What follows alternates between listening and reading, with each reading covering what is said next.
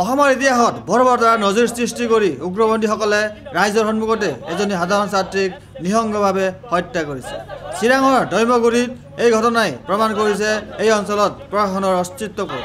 যোৱা 20 আগষ্ট তাৰিখে NDFB অংবিজিত গোটৰ বৰ্বৰ আক্ৰমণত প্ৰাণ হেৰুৱাই 10ম শ্ৰেণীৰ ছাত্ৰী প্ৰিয়া বসুমতাৰী। গতিকে এই নিঃসংগ হত্যাক SFI আৰু নিখিল ভাৰত গণতান্ত্ৰিক মহিলা সমিতিয়ে গভীৰ শোক প্ৰকাশ কৰি কয় যে এজনী ছাত্ৰীক হত্যা কৰাৰ পাছতো ব্যৱস্থা লোৱা দূৰৰে কথা, মৃত্যুদেহটো দুদিন ধৰি মুকলি আকাশৰ তলত পৰি থাকিল। এই হৃদয় বিদাৰক ঘটনাটো দেখিও প্ৰশাসন সম্পূৰ্ণ নিষ্ক্ৰিয় হৈ থাকিল। আনহাতে স্বজাতিৰ নামত তথাকথিত সংগ্ৰাম কৰা সন্ত্ৰাসবাদীয়ে তেওঁলোকৰ মতৰ সমিল হ'লেই বা সন্দেহ হ'লেই মৃত্যুদণ্ড দিয়াটো সাধাৰণ ঘটনাত পৰিণত হৈছে। এনেদৰে এই সংগঠনসমূহে গণতন্ত্ৰক কবৰ দি নিজৰ জংগল ৰাজ চলাই আহিছে।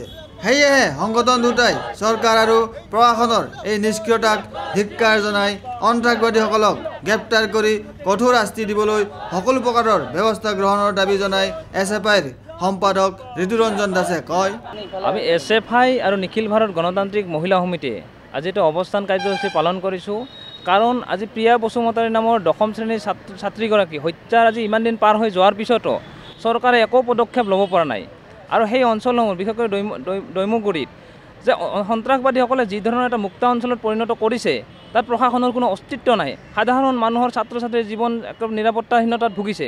গতিকে এনেকুৱা এটা অৱস্থা কৰিছে, তাৰপিছতো চৰকাৰৰ কোনো ধৰণৰ ব্যৱস্থা ল'ব পৰা নাই, একটা নিষ্ক্ৰিয় ভূমিকা। গতিকে কঠোৰ ভাষাৰে গৰিহণা জনাইছোঁ আৰু তেওঁলোকক অতি শীঘ্ৰে এই সম্পৰ্কত বিহিত ব্যৱস্থা ল'বলৈ দাবী জনাইছোঁ।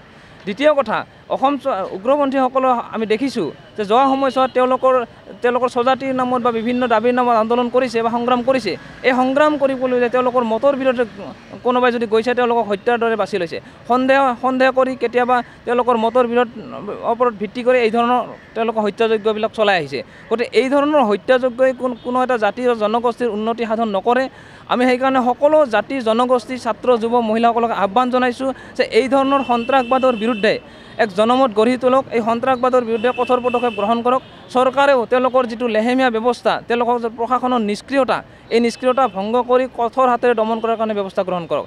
Video' journalist Sushant Das, Sentinel News, Guwahati.